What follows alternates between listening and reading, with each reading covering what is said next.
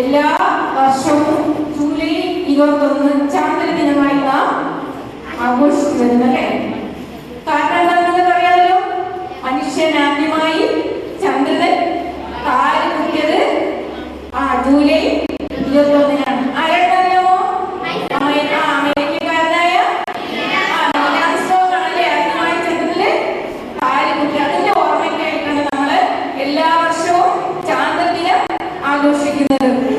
അപ്പം നമ്മുടെ ഭൂമിശാസ്ത്രത്തെ കുറിച്ചും ജ്യോതിശാസ്ത്ര പഠനത്തെ കുറിച്ചും വാനനിരീക്ഷണ പഠനത്തെ കുറിച്ചും പിന്നെ ബഹിരാകാശത്തെ കുറിച്ചുള്ള പഠനവും അതായത് ചന്ദ്രനിലെത്തിയ അതിനെ കുറിച്ചുള്ള ജനങ്ങൾക്കുള്ള ബോധവൽക്കരണവും പ്രത്യേകിച്ച് വിദ്യാർത്ഥികളായ നിങ്ങൾക്ക് ഇതിനെക്കുറിച്ച് അറിവ് നൽകുന്നതിന് വേണ്ടിയാണ് നമ്മൾ ഈ ചടങ്ങ് എല്ലാ വർഷവും സംഘടിപ്പിക്കാറ്. അപ്പൊ കഴിഞ്ഞ വർഷവും നമുക്ക് ഇതുപോലെ ഒരു ISRO-ൽ നിന്നുള്ള ഒരു നമ്മുടെ രഘുനാഥനുള്ള സാറാണ് ചന്ദ്രയാൻ 2-ന്റെ സാർ നമുക്ക് കഴിഞ്ഞ പ്രാവശ്യം വേണ്ടി. ഈ പ്രാവശ്യം നമുക്ക് എത്തിയിരിക്കുന്നത് ശ്രീ ബിജു സി തോമസ് ആണ്, ബഹിരാകാശ വകുപ്പ് ഡയറക്ടർ, ചന്ദ്രയാന്റെ ഇപ്പോൾ ഡെപ്യൂട്ടി പ്രോജക്ട് ഡയറക്ടറായിട്ട് വർക്ക് ചെയ്യുകയാണ്. അപ്പം നിങ്ങൾക്ക് നല്ല ഒരു അനുഭവം നിങ്ങൾക്ക് സാറിൽ നിന്നും കിട്ടുമെന്ന് പ്രതീക്ഷിക്കുന്നു. അത് നിങ്ങൾക്ക് ഭാവിയിലേക്ക് നല്ല ഒരു കാഴ്ചപ്പായി മാറുമെന്ന് ഞാൻ പ്രതീക്ഷിക്കുന്നു. അപ്പൊ എന്റെ കർത്തവ്യം സ്വാഗതം പറയലാണ്. അപ്പൊ ഈ പറയുന്ന പോലെ നമ്മുടെ ഇവിടെ എത്തിയിട്ടുള്ള ബഹിരാകാശ ശ്രീ ബിജു സി തോമസ് സാറാണ്, vehicle director Chandrayaan, deputy project director ആണ്, ESLV M3 at TSSC. സാറിനെ ഈ യോഗത്തിലേക്ക് ആദ്യമായി സ്വാഗതം ചെയ്തു.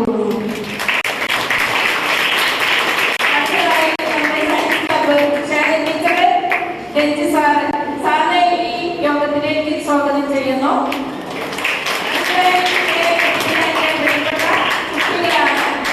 ആകാംക്ഷയോടെ വന്നിരിക്കും, പ്രത്യേകിച്ച് 8ാം ക്ലാസ്സിലെ കുട്ടികളെ നിങ്ങളെ ഓരോരുത്തരെയും ഈ യോഗത്തിലേക്ക് സ്വാഗതം ചെയ്യുന്നു. എല്ലാവരെയും മറ്റു വാക്കുകൾ ഈ യോഗത്തിലേക്ക് സ്വാഗതം ചെയ്യുന്നു.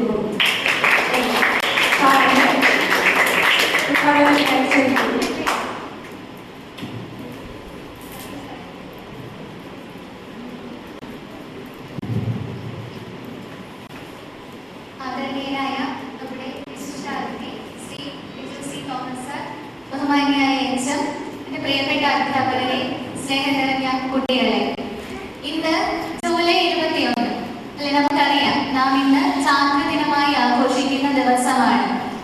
1969 ജൂലൈ 20 അമേരിക്കൻ ആസ്ട്രോണറ്റ് ആയിരുന്ന നീൽ ആംസ്ട്രോങ് ആദ്യമായി ചന്ദ്രനിൽ കാൽ വെച്ചതിന്റെ സ്വപ്നങ്ങൾ ആകാശവും കടന്ന് ചന്ദ്രനിൽ കാൽ തൊട്ടതിന്റെ ഓർമ്മയ്ക്കായാണ് നമ്മൾ ചാന്ദ്രദിനം ആഘോഷിക്കുന്നത്.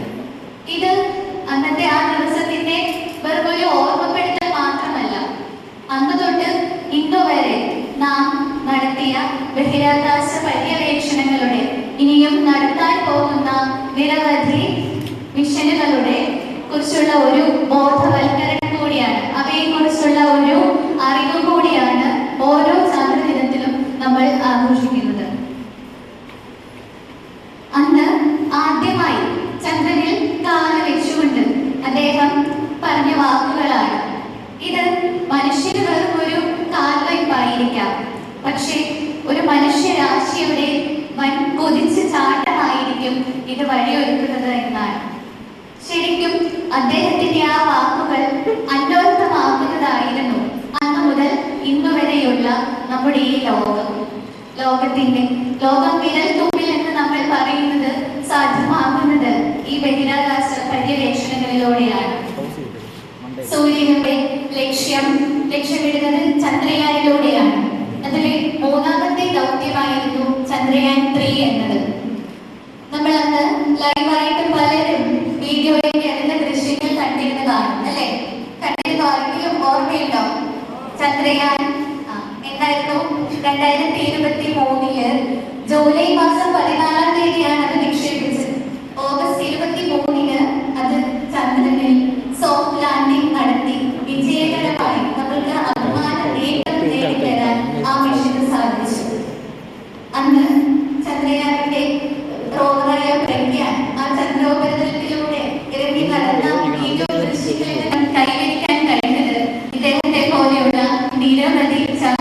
പരിശ്രമങ്ങളുടെ പരിണിതഫലമായിട്ടാണ്. ഇദ്ദേഹം വളരെ സന്തോഷത്തോടെ തന്നെ ഏറെ അഭിമാനത്തോടെ എനിക്ക് നിങ്ങൾക്ക് മുമ്പിൽ പരിചയപ്പെടുത്താൻ സാധിക്കും. സാറായിരുന്നു അന്നത്തെ ചന്ദ്രയാൻ 3യുടെ എങ്ങനെയാണെങ്കിലും ഇദ്ദേഹം ഒരു പങ്കാളിയാണ്. അതിന്റെ പ്രവർത്തനങ്ങളിലും ആ മിഷന്റെ ദൗത്യങ്ങളിലും ഇദ്ദേഹം പങ്കാളിയാണ്. ഇദ്ദേഹത്തെ വളരെയേറെ സന്തോഷത്തോടെയും അഭിമാനത്തോടെയും നിങ്ങൾക്ക് മുമ്പിലേക്ക് ക്ലാസ് എടുക്കുന്നതിനായി ഞാൻ ക്ഷണിക്കുന്നു. മാത്രമല്ല ഒരു കാര്യം കൂടി, ഇത്രയേറെ വലിയൊരു പൊസിഷനിൽ ഇരിക്കുന്ന ഒരു സാറാണ്. എനിക്ക് അദ്ദേഹത്തെ എന്റെ വലിയ പരിചയമൊന്നും ഉണ്ടായിരുന്നില്ല. കഴിഞ്ഞ വർഷം നമ്മൾക്ക് ഇവിടെ ചന്ദ്രയാൻ 2ന്റെ ലെവൽ ഡയറക്ടർ സാർ വന്നിരുന്നു ക്ലാസ് എടുക്കാനായിട്ട്. അദ്ദേഹം തന്നെ നമ്പർ വെച്ച് ഞാൻ അദ്ദേഹത്തെ വിളിച്ചപ്പോൾ തന്നെ എനിക്ക് സത്യം പറഞ്ഞാൽ വളരെ ഒരു അപകടം എന്താണ് ഞാൻ ഇതിനെ സംസാരിക്കുന്നതിനുള്ള തരത്തിൽ സംശയം ഉണ്ടായിരുന്നു. കാരണം ഇത്രയും നമ്മുടെ സ്വപ്നമാണ് IAS എന്ന് പറയും. അവിടുത്തെ ഒരു സീനിയർ സയന്റിസ്റ്റ് ഇതേപോലെ ഇത്രയും വിജയകരമായ ദൗത്യങ്ങളിലൊക്കെ കാര്യനിർവഹണം നടത്തിയിരുന്ന സാറിനെ വിളിക്കാനായിട്ട് എനിക്ക് ആദ്യം ഒരു ചമ്മലോ എന്താണ് അതൊക്കെ തോന്നിയിരുന്നു. പക്ഷെ ആ ഒരൊറ്റ ഫോൺ കോളിൽ തന്നെ സാറിന്റെ സൗമ്യമായ സംസാരം, സിമ്പിൾ ആൻഡ് ഹമ്പിൾ ആണ് സാറിന്റെ ഓരോ പെരുമാറ്റവും എന്ന് എനിക്ക് വ്യക്തമായി തന്നെ പറയാൻ കഴിയും. കാരണം തിരക്കുകൾക്കിടയിൽ പോലും സാറെ വിളിച്ച് എന്നെ തിരിച്ച് സാറിന്റെ തിരക്കും കഴിഞ്ഞ ഉടൻ തന്നെ സാറിനെ തിരിച്ച് വിളിച്ച് കാര്യങ്ങൾ അപ്ഡേറ്റ് ചെയ്യാറുണ്ടായിരുന്നു. അപ്പോ നമുക്കറിയാം വിരകുണം തൊഴുത്തില്ല, ശരിക്കും അതിനെ അന്വർത്ഥമാക്കുന്നതാണ് ഈ മഹൽ വ്യക്തിത്വങ്ങളൊക്കെ തന്നെ. സാറിനെ ഏറെ സ്നേഹത്തോടെയും സന്തോഷത്തോടെയും അഭിമാനത്തോടെ ഈ ക്ലാസ്സിലേക്ക് സ്വാഗതം ചെയ്യും.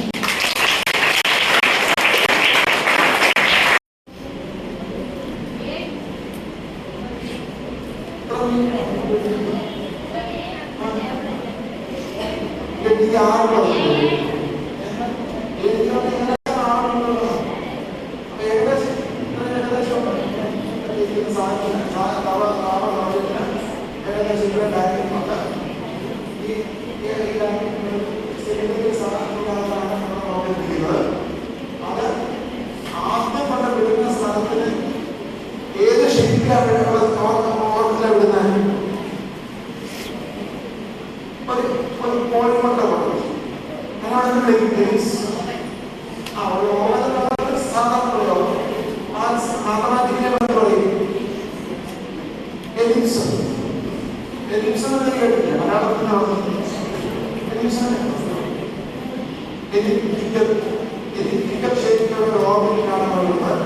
ആ എലിപ്റ്റിക്കൽ ഷേപ്പിലുള്ള ഓർബിറ്റിനെ നമ്മൾ പറയാൻ എടുക്കുന്ന രണ്ട് പരാമീറ്ററുകളാണ്.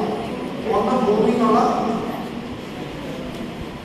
കുറഞ്ഞ ദൂരം, അവിടെ അതുകൊണ്ട് വിടുന്നത്. ഒന്ന് ഭൂമിയിലുള്ള കുറഞ്ഞ ദൂരം.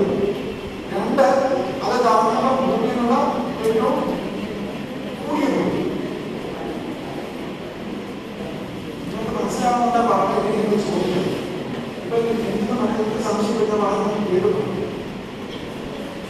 ഇത് ഒരു എലിപ്റ്റിക്കൽ ഓർബിറ്റാണ് കാണുന്നത്. ആ എലിപ്റ്റിക്കൽ ഓർബിറ്റിന് രണ്ട് പരാമീറ്ററാണ് പറയുന്നത്. ഒന്ന് ഭൂമിയിലുള്ള കുറഞ്ഞ ദൂരം, അവിടെയാണ് നമ്മൾ ഈ യാന്ത്രികത കൊണ്ട് വിടുന്നത്. പിന്നെ അതിന് കൊടുക്കുന്ന വെലോസിറ്റി വെച്ചാൽ കാണും. ആ അങ്ങനെ കാണുന്ന ഭൂമിയിലുള്ള കൂടിയ ദൂരം. ആദ്യം നമ്മൾ വിട്ടത് കൂടിയ ദൂരത്തിന് കുറഞ്ഞ ദൂരം 170 കിലോമീറ്ററിലാണ് നമ്മൾ വിടുന്നത്. 170 കിലോമീറ്റർ നമ്മളോട് വിടും. അവിടെ നമ്മൾ വെലോസിറ്റി കൊടുക്കും.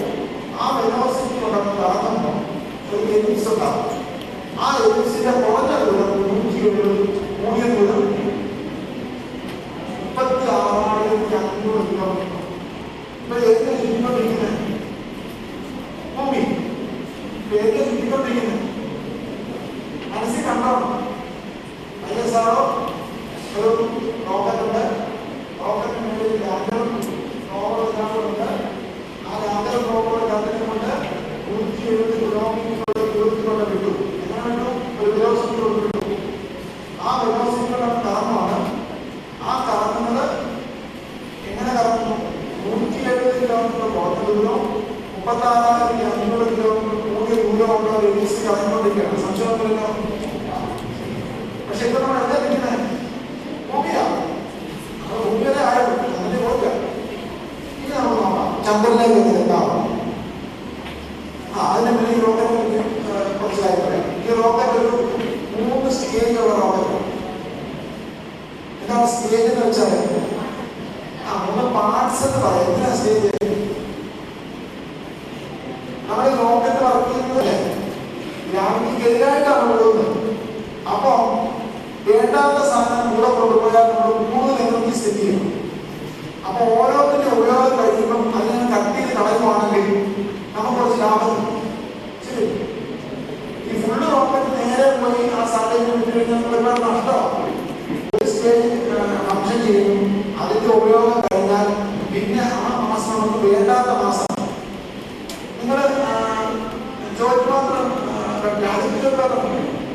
നമ്മൾ രാവിലെ ഒരു ചെറിയൊരു പണി അടി വെച്ച് വെച്ചു, അത് കഴിച്ചു കഴിഞ്ഞാൽ നമ്മൾ ആ അടുക്കള പാത്രം കൊണ്ടുവന്നാൽ ആ പാത്രം കൊണ്ടുവന്നാൽ നമ്മൾ വേസ്റ്റാണ്.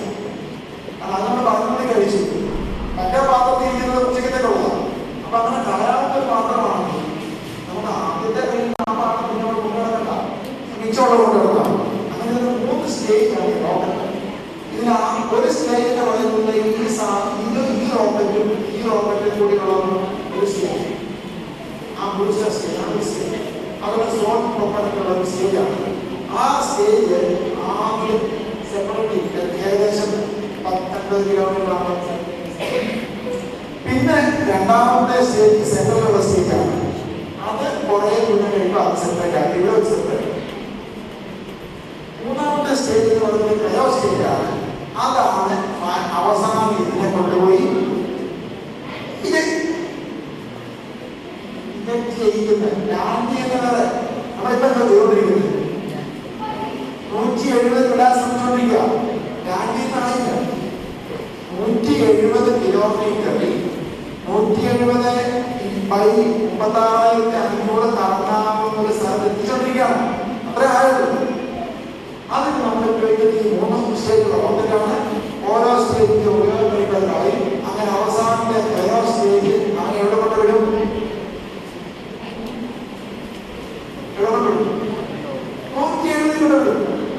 ചന്ദ്രനിൽ കൊണ്ടുവിട്ടില്ല, ചന്ദ്രത്തില്ല, സമയമാവട്ടെ.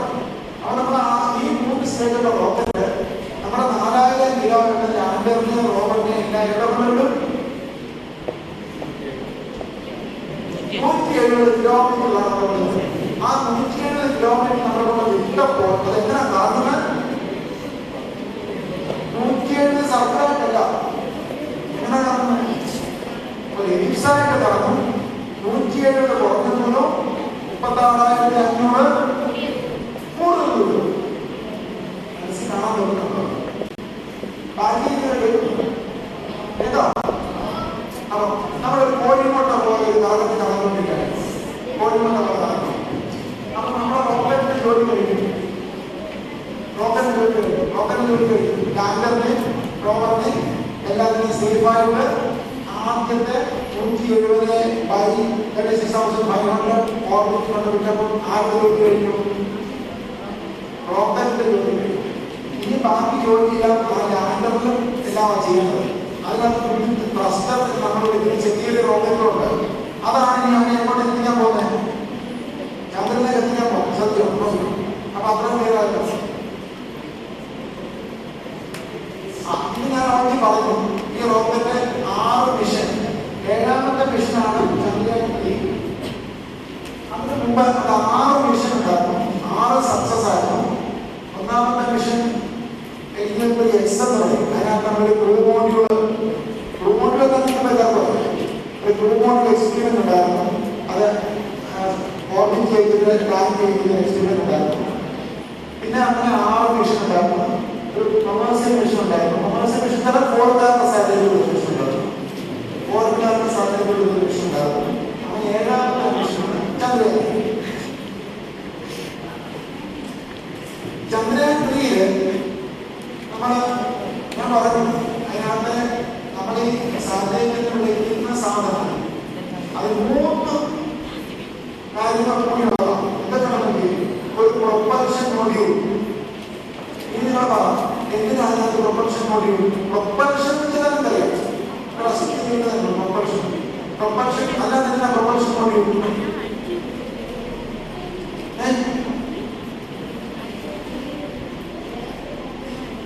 റോക്കറ്റ് പറയുന്ന ആ സാറ്റലൈറ്റിലെ 3 മോഡ്യൂൾ, ഒരു മോഡ്യൂൾ പ്രൊപ്പൽഷൻ മോഡ്യൂളാണ്. എന്തിനാണ് പ്രൊപ്പൽഷൻ മോഡ്യൂൾ?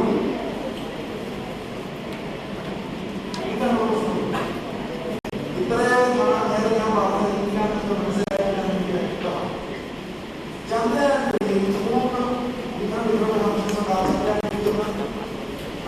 ചന്ദ്രയാൻ ആ സാധ്യതയില് 3 മോഡ്യൂൾസ്. ഒന്ന് പ്രൊപ്പൽഷൻ മോഡ്യൂളാണ്. എന്തിനാണ് അത് പ്രൊപ്പൽഷൻ മോഡ്യൂൾ?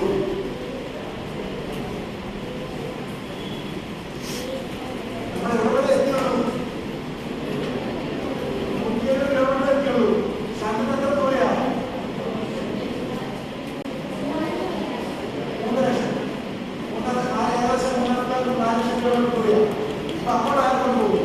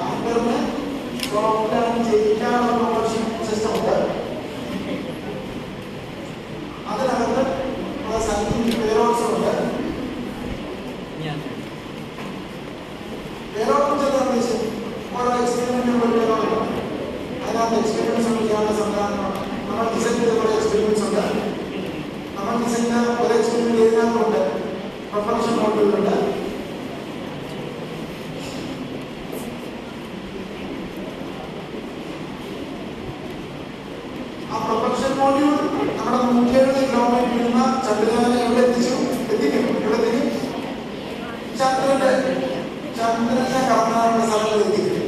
അതിനകത്ത് ഒരു എക്സ്പെരിമെന്റ് ഉണ്ട്. ആ എക്സ്പെരിമെന്റിന്റെ പേര്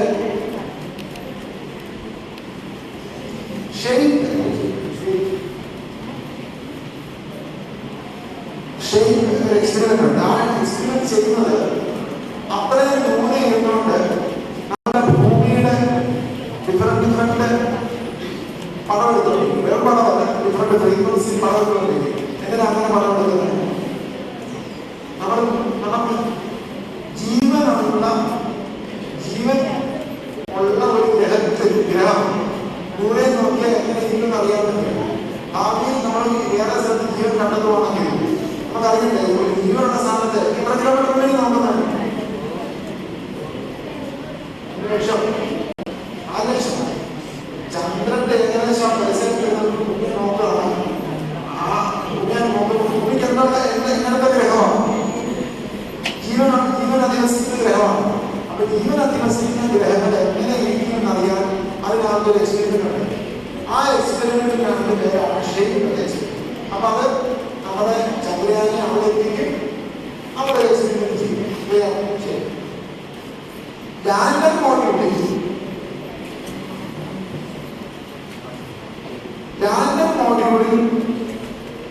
സോഫ്റ്റ് ലാൻഡ് ചെയ്യിക്കണം.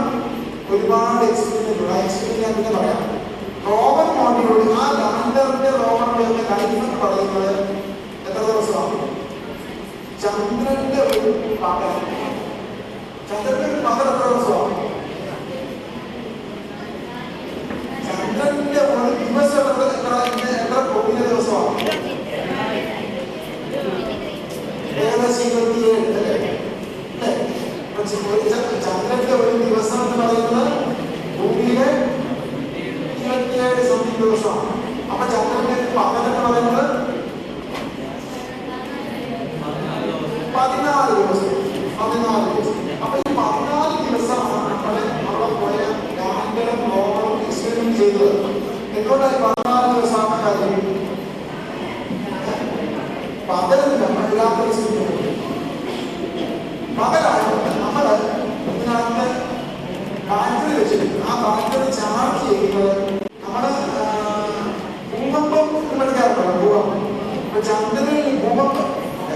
ഭൂകമ്പം ചെയ്യുന്നത് നമ്മൾ ഭൂകമ്പം എന്ന് പറയുന്നത് പോലെ ചന്ദ്രന്റെ കോറുണ്ടോ അതിന്റെ ആക്ടിവിറ്റി ഉണ്ടോ പഠിക്കാൻ വേണ്ടിയുള്ള ഒരു എക്സ്പെരിമെന്റ്. റോവറിൽ ആൽഫ പാർട്ടിൽ എന്തൊക്കെ വെച്ചിട്ട് നമ്മൾ റോവർ എടുത്തി കാണുന്നില്ല. അപ്പൊ റോവർ അതിന്റെ സോറി അവിടെ കടന്നൊക്കെ ഉണ്ടെന്ന് പഠിക്കാനുള്ള എക്സ്പെരിമെന്റ്. പിന്നെ ശരി ഇത്രയും പേര് അപ്പൊ ഇങ്ങനെ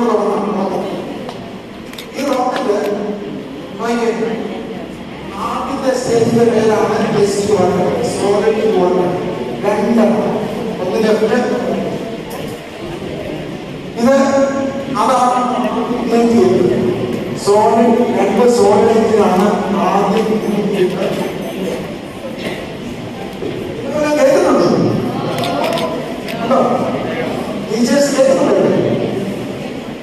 രണ്ട് സോളിഡ് എഞ്ചിനാണ് ആദ്യം ഇഗ്നൈറ്റ് ചെയ്യുന്നത് കണ്ടല്ലോ.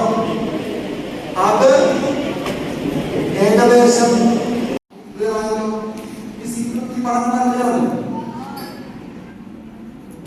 ഈ പഠനങ്ങൾ എല്ലാം പോയി നമ്മുടെ ശേഖരിച്ച പഠനം പോയി തിരിച്ചെത്തുന്ന പണമാണ്.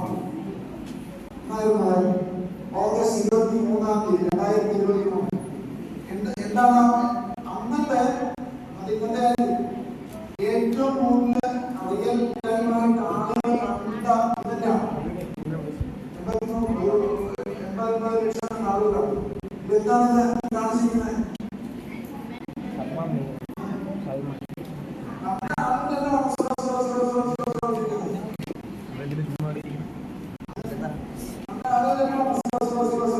ഇതാണ് നമ്മള് സക്സസ്ഫുള്ളായി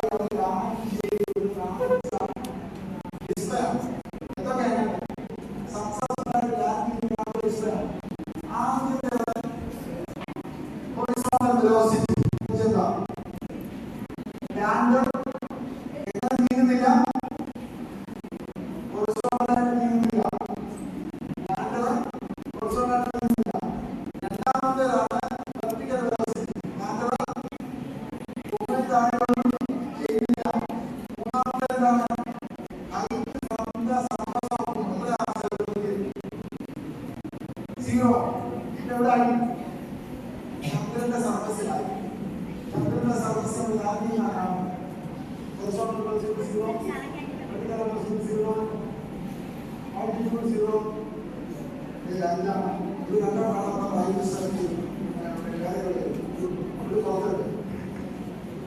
ഇതാണ് നമ്മൾ ലാൻഡ് ചെയ്യുന്ന ആ ഡിസ്റ്റൻസ്. ഇനിയും അതിനകത്ത് എക്സ്പീരിയൻസ് കുറെ കാര്യങ്ങൾ കണ്ടുപിടിച്ചിട്ടുണ്ട്. അതിന്റെ ഒരു സംഭവം പറയുന്നത്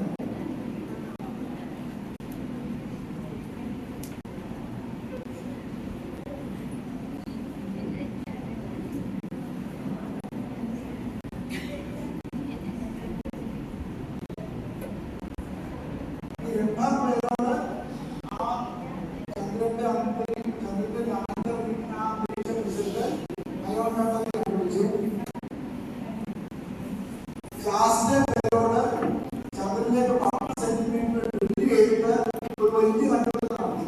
അത് വലിയ കണ്ടുപിടുത്തമാണ്. അതായത് ചന്ദ്രന്റെ സർഫസ് ഭയങ്കര ചൂടാണെങ്കിൽ ഒരു അല്പം ഡ്രില്ല് ചെയ്ത്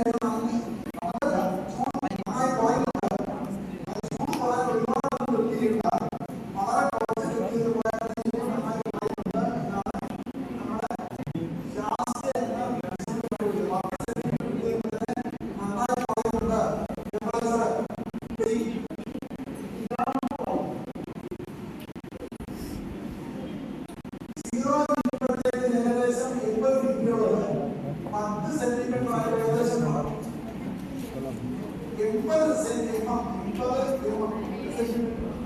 80 സെന്റിമീറ്റർ ഡിഗ്രി ചെയ്തപ്പോഴത്തേക്ക് ടെമ്പറേച്ചർ സർഫസിൽ ഭയങ്കര ടെമ്പറേച്ചർ ആണെങ്കിൽ അപ്പോൾ ഡ്രില്ല് ചെയ്താൽ ടെമ്പറേച്ചർ കുറയും. എന്താ നമുക്ക് വേണമെങ്കിൽ എന്തെങ്കിലും ഒരു പുകയുണ്ടാക്കിയാൽ താമസിക്കാൻ പറ്റുമോ?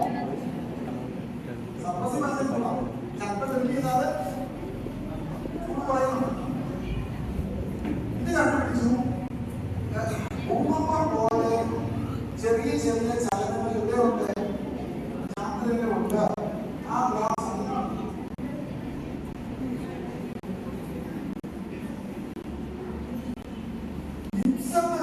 കണ്ടുപിടിച്ചു. അതിനകത്ത് aluminium soil, aluminium calcium, iron, copper, titanium, ഒരുപാട് സാധനങ്ങൾ കണ്ടുപിടിച്ചു.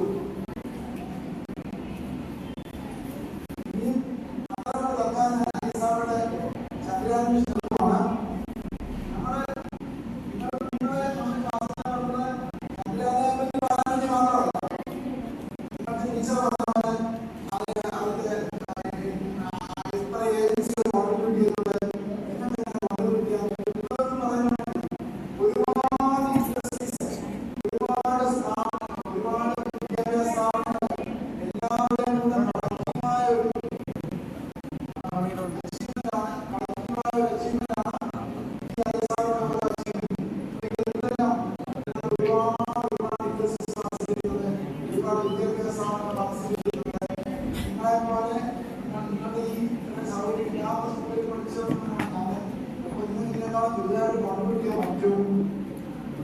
ഇന്ത്യ മൊത്തം നമ്മുടെ സ്ഥാപനമുണ്ട്. കേരളത്തിലെ അറിയാമല്ലോ ഐസാറ്, ഇരുപത്തി സ്ഥാപനമുണ്ട്.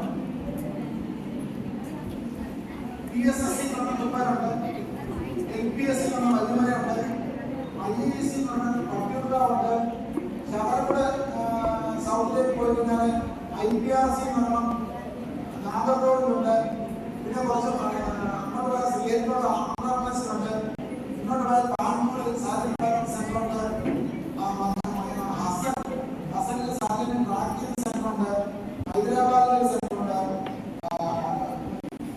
അഹമ്മദാബാദിൽ സെന്ററുണ്ട്, ഷില്ലോങ്ങിൽ സെന്ററുണ്ട്. ഒരുപാട് സ്ഥലത്ത്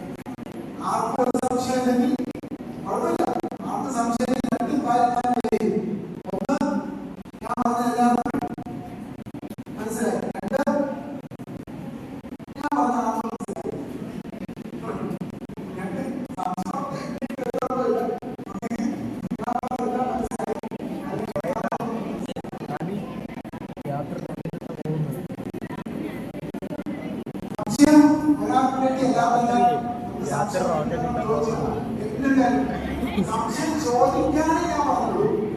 ചോദിക്കുന്ന സംശയത്തിനൊക്കെ കറക്റ്റായിട്ട് ഉത്തരത്തിൽ ഞാൻ പറഞ്ഞു. സർ, ചന്ദ്രയാൻ 3 പോലൊരു മിഷന്റെ ഏറ്റവും ചലഞ്ചിങ് ആയിട്ടുള്ള ഒരു പാർട്ട് ഏതായിരുന്നു?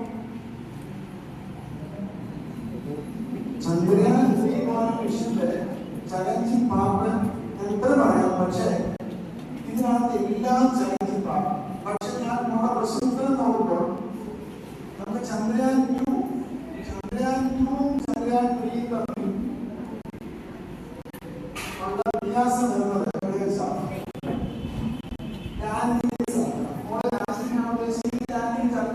പക്ഷേ റോക്കറ്റിന്റെ ഒരു മൊത്ത കാര്യം ആലോചിക്കുകയാണെങ്കിൽ ഈ സ്റ്റാർട്ടിങ്ങിൽ ചെയ്യുന്ന അപ്പം അവിടെ ലാൻഡ് ചെയ്യുന്നത് എല്ലാം ചലച്ചിത്രമാണ്.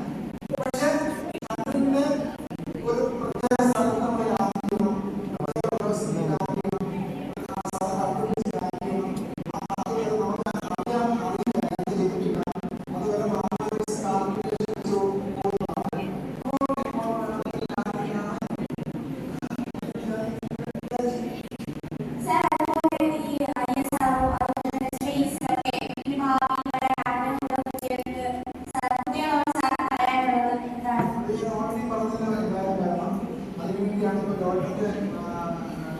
ഒരുപാട് പ്രൈവറ്റ് കമ്പനികളെ ചെയ്തിട്ടുണ്ട്.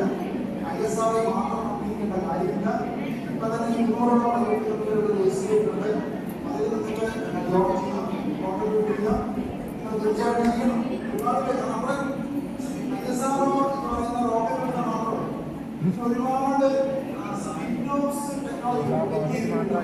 ടെക്നോളജീസ് ഒരുപാട് വേദന സൈനിക ടെക്നോളജി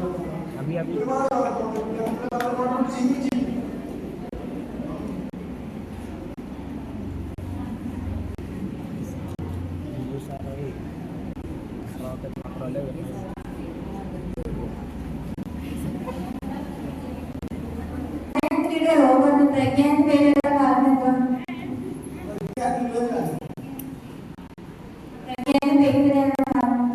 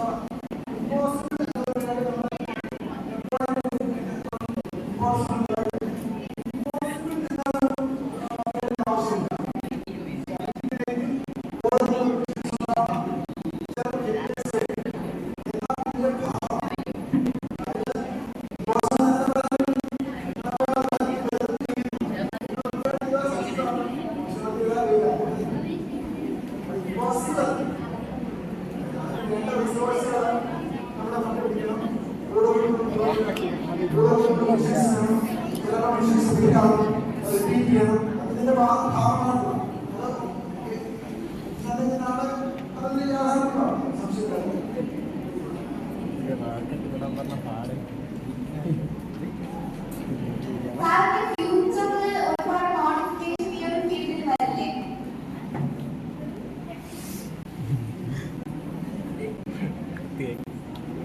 അത് ചോദിച്ചു കഴിഞ്ഞാല് ഇപ്പം ആദ്യം ഒരുപാട് മോഡിഫിക്കേഷൻസ് നമ്മൾ ഏതായാലും ഭൂമിയിൽ നിന്ന് നമ്മുടെ ഇൻഷുറൻസ് നാളെ പ്രൊപ്പൽഷൻ ഭാഗമായിട്ട് പുരോഗതി വരണം.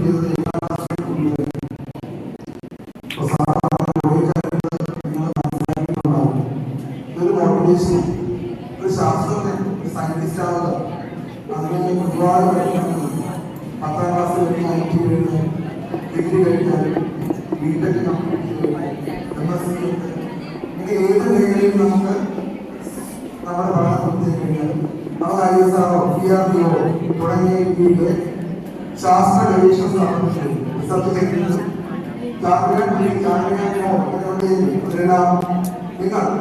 നിങ്ങൾക്ക് എത്തിച്ചേരാൻ കഴിയുന്ന ആശയത്തിന്റെ അടിസ്ഥാനത്തിലാണ് നിങ്ങൾ ഇവിടെ ഈ പരിപാടിയിൽ എത്തിച്ചത്. നിങ്ങൾക്ക് വളരെ ഉപകാരപ്പെട്ടു വിശ്വസിക്കുന്നു. അതിനായി വളരെ ഗംഭീരമായ നന്നായി നിങ്ങൾക്ക് മനസ്സിലാകുന്ന ചാന്ദ്രയാന്റെ ദൗത്യത്തെക്കുറിച്ച് അതിന് വലിയ ഘട്ടങ്ങളെ കുറിച്ച് വളരെ വ്യക്തമായി